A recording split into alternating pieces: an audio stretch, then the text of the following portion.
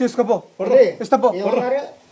నీకేస్తా తీసుకో రికార్డ్ చేసి టెలికార్డ్ పంపి నా మాట ఓకే అయితే నీ మాట ఓకే చూద్దాం మరి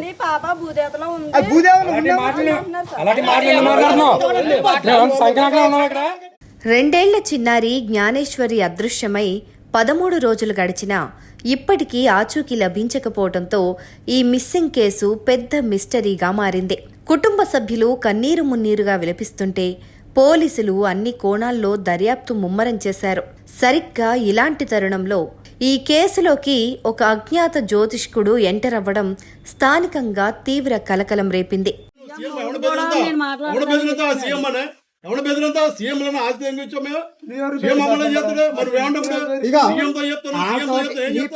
తెలంగాణ గద్వాల్ నుంచి వచ్చినట్లు చెప్పుకున్న ఓ అజ్ఞాత వ్యక్తి గత 2 రోజులుగా జ్ఞానేశ్వరి ఇంటి వద్దే అనుమానాస్పదంగా తిరుగుతూ హడావిడి చేయడం మొదలుపెట్టాడు. తాను జ్యోతిష్కుడినని పరిచయం చేసుకున్న ఆ వ్యక్తి పాప భూదేవతలో ఉంది, త్వరలో తిరిగి వస్తుంది అంటూ వింత వ్యాఖ్యలు చేశాడు. అంతేకాదు, అమ్మా నీ బిడ్డెక్కడుందో చెప్పు అంటూ జ్యోతిష్కుడి తరహాలో మాట్లాడుతూ కుటుంబ సభ్యులను తీవ్ర ఆందోళనకు మానసిక వేదనకు గురిచేశాడు. నా ప్రచారం తప్పుడు ప్రచారం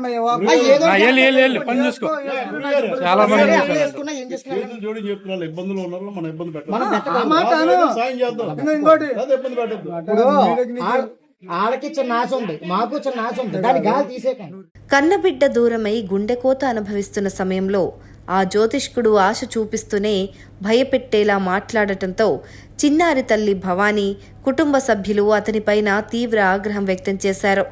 తమ బాధను ఆసరాగా చేసుకుని ఇలాంటి నాటకాలు ఆడుతున్నాడు అంటూ నిలదీయటంతో అక్కడ కాసేపు తీవ్ర వాగ్వాదం, ఉద్రిక్త పరిస్థితి నెలకొంది. మరోవైపు ఈ జ్యోతిష్కుడి ప్రవర్తన, హావభావాలు అనుమానాస్పదంగా ఉండటంతో అతని నేపథ్యమేంటి, అసలు ఈ మిస్సింగ్ కేసుకు ఇతనికి ఏమైనా సంబంధం ఉందా అనే కోణంలో పోలీసులు కూడా ఆరా తీస్తున్నారు. రాకపోతే భూదేవతలో పోయింది, పిల్ల మీద చచ్చిపోయింది, పిల్ల మీద బాధపడి తల్లిదండ్రులు మాట్లాడి మాట్లాడి పెద్ద మనిషి నీకు పిల్లలున్నారా? నీకు పిల్లలున్నారా? నీకు పిల్లలున్నారా? నీకు పిల్లలున్నారా? ఇదే మాట నీకు డబ్బులు ఇస్తే బొంజి హెల్ప్ తీసుకోపో ఎప్పుడు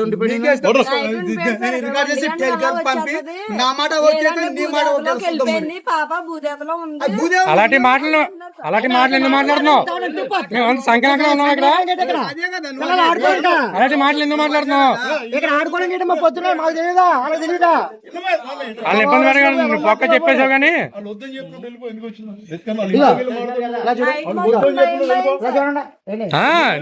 అసలు నీకు సంబంధం ఏంటి అక్కడ? డిస్కషన్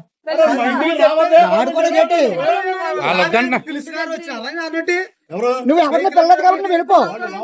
ఎవరిని పిల్లలేదు. ఈ వీడియో పెడితే మొత్తం బెటాలియన్ వచ్చి పట్టిపోతారు. నువ్వు చూసుకో. బాబు నీ జానం వాళ్ళ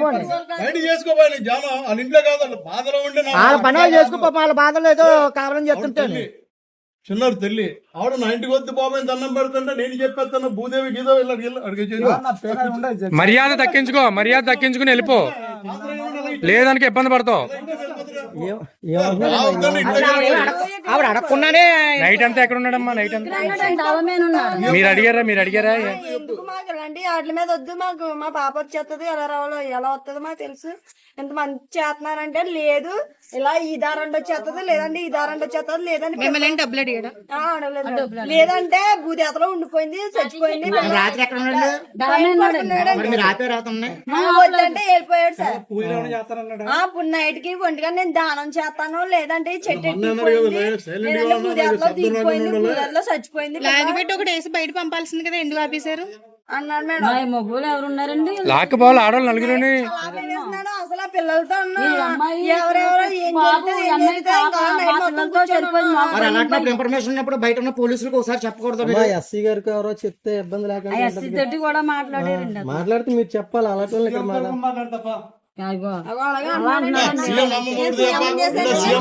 ఎవడో ఏ సీఎం?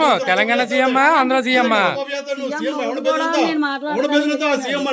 ఎవడ బెదిరంతా సీఎం ఆస్తి ఏం కూర్చో మేము సీఎం అమలు చేస్తాడు మరి ఏమంటాడు ఇక సీఎంతో చెప్తాను సీఎంతో చెప్తా ఏం ఈ చెప్తా పని అయిపోయినప్పుడు మీరు వెళ్ళిపోవాలి. ఇక వచ్చారు, నలుగురు ఐదుగురు వచ్చారు, ఎవరైనా తీసుకెళ్ళిపోలేదా? ఉద్యోగం ఇమ్మని చెప్పు మీ సీఎం తో మాట్లాడి నేను అది ఎంత క్లాస్ చదివింది అమ్మాయికి ఉద్యోగం ఇమ్మని చెప్పు ఏం చెప్తావు సీఎం కి ఏం చెప్తావు అమ్మాయి సీఎం కి నేను ఒకటి చెప్పాను, చెప్పు నువ్వు వీడియో తీయనులే నేను ఆ, ఏం అడగలే. ఆ.